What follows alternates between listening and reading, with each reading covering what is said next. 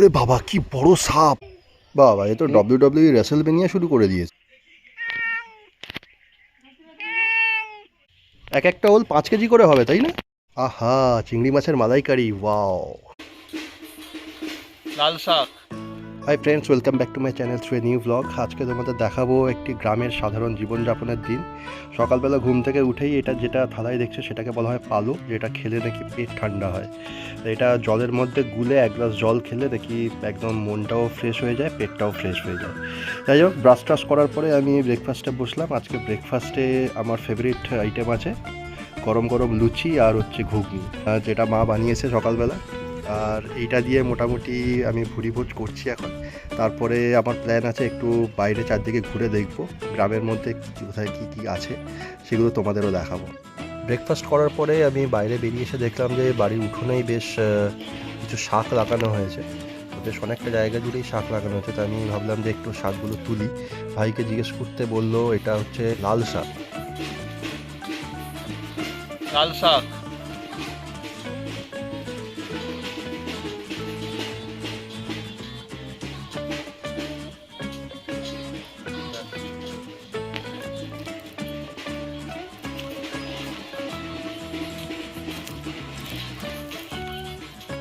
অথচ বললো যে ওর একটু কাজবাজ আছে, সকালবেলায় ঘরটরগুলো একটু পরিষ্কার করতে হবে, গুছোতে হবে, কারণ নোংরা হয়ে আছে। তাই আমাকে বললো যে দুপুকে নিয়ে একটু বাইরে ঘুরিয়ে আনতে। তো বাইরে বেরিয়েই দুপু গরু পেয়ে গেছে, গরুর সঙ্গে কথা বলছে। তারপরে ওকে একটু খাবার টাবার খাওয়ানোর পরে আমরা চলে এলাম একদম মাঠে, একদম মাঠের বাইরে চলে এলাম, গ্রামের শেষ। এখানে কি সুন্দর হাওয়া দিচ্ছে আর চারদিকটা কত শান্ত, কোনো হর্নের আওয়াজ নেই, আর চারদিকে কত গ্রিনারিজ। আমার খুব ভালো লাগছে। আমি আস্তে আস্তে হেঁটে একটু ধান ক্ষেতের সামনে যাচ্ছি। ওরে বাবা কি বড় সাপ! দুবু পেছনে পেছনে! সাবাস! এটা কি সাপ? বেশ বড়। বাবা দেখেই তো ভয় লাগছে। দিনের বেলায় এত বড় সাপ তো দেখা যায় না সাধারণত। কি সাপ? দুবু একদম পাশে যাবি না, এখানে দাঁড়া। দূরে দূরে দাঁড়া, এখানে যাবি না একদম। স্নেক, বিরাট বড় স্নেক একটা, দেখেছো?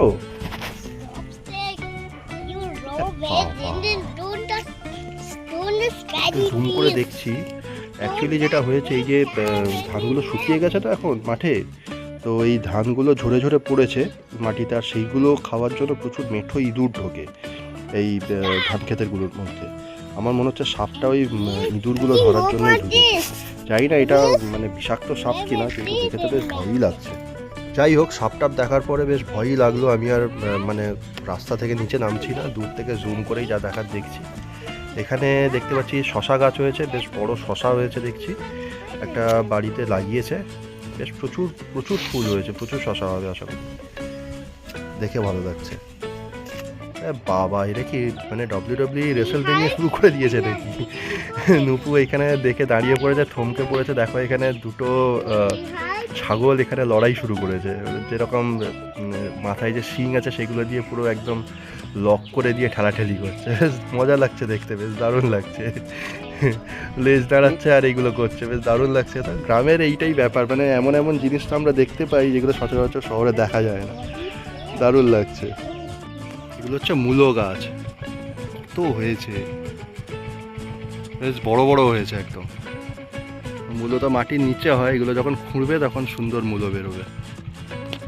চারদিকটা সবুজ হয়ে আছে, অনেকটা মূলো গাছ লাগিয়েছে রাস্তার একদম সাইডে।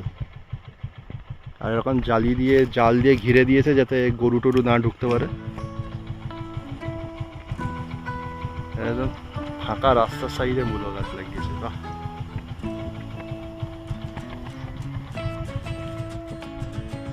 সিম গাছের জঙ্গল, জঙ্গল বলা হবে না, সিম গাছ লাগিয়েছে কষ্ট করে, এরকম উঁচু করে মাচা করে দিয়েছে। প্রচুর সিম হয়, সিম জঙ্গলি মতন গাছ প্রচুর হয় যখন হবে।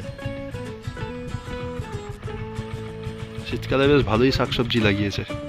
দুপুর হয়ে গেছে, দুপুর স্নান করবে, আমাকেও লাঞ্চ করতে হবে, সেই জন্য বাড়ি ফিরলাম। বাড়িতে এসে দেখি যে উঠোনে গোল্ডি বিড়াল শুয়ে আছে। ও নিশ্চয়ই ননভেজ খাবারের গন্ধ পেয়েছে, সেই জন্য আগে এসে বসে আছে এখানে। আজকের লাঞ্চের মেনুতে খুব সুন্দর আইটেম আছে। চিংড়ি মাছের মালাইকারি দেখতেই পাচ্ছ তোমরা, তার সাথে সাদা ভাত আছে, উচ্ছে ভাজা আছে, আর এখানে দেখতে পাচ্ছ যে ঢ্যাঁড়স ভাজা, তার সাথে বরাবরের মতন একটা সবজির তরকারি আছে। লাঞ্চের পরে আমি, ভাই আর নুপু একটু বেরিয়ে পড়েছি, একটু এক্সপ্লোর করতে যাব, একটু বেড়াতে যাব, কারণ দুপুরের পরে একটু হাঁটাহাঁটি করার অভ্যেস আছে। আর এখন শীতকাল, অতটা রোদও গায়ে লাগছে না, খুব নরম রোদ, সেজন্য আমি ভাবলাম একটু যে হাওয়া খেয়ে আসি। তো বাইক নিয়ে বেরিয়েছি। সাইডে দেখো প্রচুর কচুরিপানা, কত সুন্দর লাগছে এই ফুলগুলো, কচুরিপানার ফুলগুলোর কালার কিন্তু অদ্ভুতভাবে সুন্দর লাগে, বেশ সুন্দর। চারদিকে একটা মানে খালের মতন দেখতে পাচ্ছি, তো একদম পরিষ্কার জল, তার মধ্যে কচুরিপানা হয়েছে কিছু জায়গায়, বেশ ভালো লাগছে দেখতে। তো আমরা একটু 10-15 মিনিট ঘোরাঘুরি করার পরে আবার বাড়ি ফিরে এলাম। বাড়ি ফিরে আসার পরে আমি দেখতে পাচ্ছি যে এখান থেকে বাবা মাটি থেকে ওল খুঁড়ে বের করেছে। তো এই ছোট ছোট ওলগুলো মোটামুটি 5 কিলো করে এক একটা ওয়েট। এইগুলো সব থেকে ছোটো, এর থেকেও আরও বড় বড় ওল হয়, যেগুলো মানে এত ওয়েট হয় যে তোলা যায় না, মানে 20 কেজি 25 কেজি।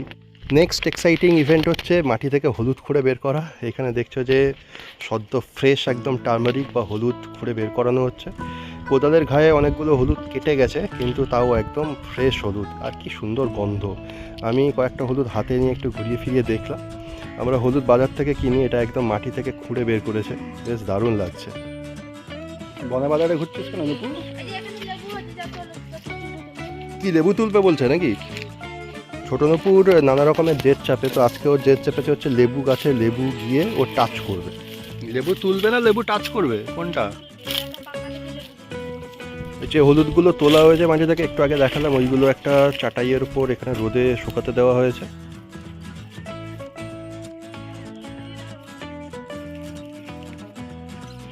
এখানে একটা বড় লেবু হয়েছে। আশা করি তোমাদের ভিডিওটা ভালো লাগলো। গ্রামের লাইফস্টাইলটা দেখলে তোমরা একটা দিনের পুরো জিনিসটা দেখালো। যদি ভিডিওটা ভালো লেগে থাকে তাহলে অবশ্যই লাইক কমেন্ট আর শেয়ার করে দিও, আর চ্যানেলটা নতুন প্লিজ সাবস্ক্রাইব করে দিও চ্যানেলটা। তো দেখা হচ্ছে তোমাদের সাথে পরের ব্লগে। আপাতত টাটা। আর তোমরা দেখো যে এখানে ছোট নুপু আর অতসী কীভাবে লেবু তুলছে গাছ থেকে।